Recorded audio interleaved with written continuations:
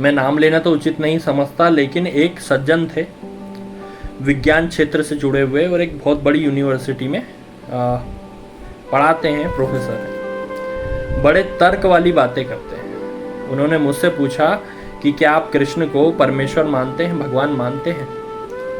मैंने जवाब दिया हाँ, मैं मानता हूँ। तो उन्होंने बोला कि मैं एक तर्क बताता हूँ आपको, आप सुनिएगा, उसके बाद में निर्धारित कीजिएगा कि कृष्ण भगवान है या नहीं। मैंने कहा ठीक है, आप बताइए।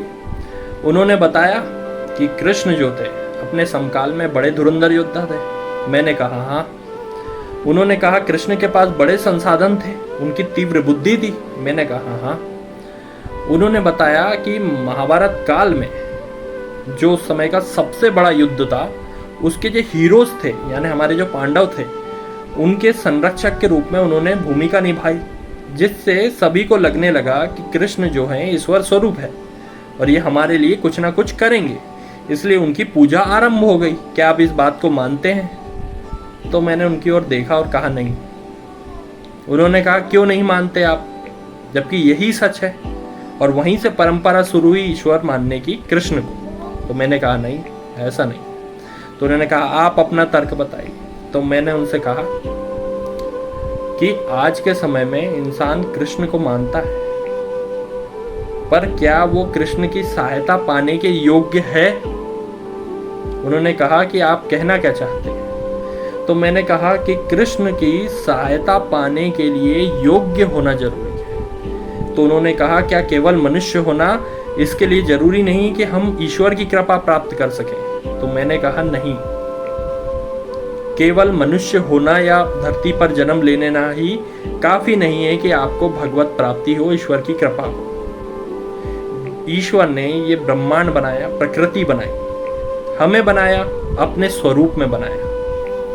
घोड़ा, गधा, बिल्ली, कुत्ता, इनको तो अपने स्वरूप में बनाया नहीं, उनको अपना सहभागी माना, उनको अपना वाहन बनाया, अपना साथी बनाया, लेकिन इंसान को बनाया अपने स्वरूप में। तो उन्होंने कहा हाँ, तो इंसान का कर्तव्य क्या है? तो उन्होंने कहा आप बताइए। इंसान का वही कर्तव्य है जो भगवान करते। तो भगवान क्या करते? भगवान इस प्रकृति का पालन पोषण करते, जीव जंतुओं की रक्षा करते। लेकिन क्या मनुष्य ऐसा कर रहा है? तो उन्होंने कहा सिर्फ इतनी सी गलती के लिए क्या भगवान साथ नहीं देंगे? मैंने कहा अगर इस दुनिया में 800 करोड़ लोग इतनी सी गलती भी करें तो वो गलतियां इतनी सी इंटू 800 करोड़ हो जाएगी, मतलब 800 करोड़ गुना हो जाएगी और एक गंभीर समस्या में बदल जाएगी। तो आप स्वयं निर्धारित करें कि आप जो हैं वो प्रकृति के लिए इम्पोर्टेंट है कि नहीं, कि सिर्फ एक कचरा फैलाने वाले व्यक्ति के रूप में या प्रदूषण फैलाने वाले व्यक्ति के रूप में। तो सबसे पहले तो आप ये निर्धारित करें कि आप प्रकृति के लिए क्या कर रहे हैं, और अगर ऐसा है तो कृष्ण आज भी आपकी सहायता करेंगे। कृष्ण उसी रूप में सहायता करेंगे जिस रूप में उनने पांडवों की क्षण क्षण पर आकर की। तो फिर हम कृष्ण को परमात्मा क्यों ना माने? तो वो मेरा चेहरा बस निरुत्तर होकर देखते रहे।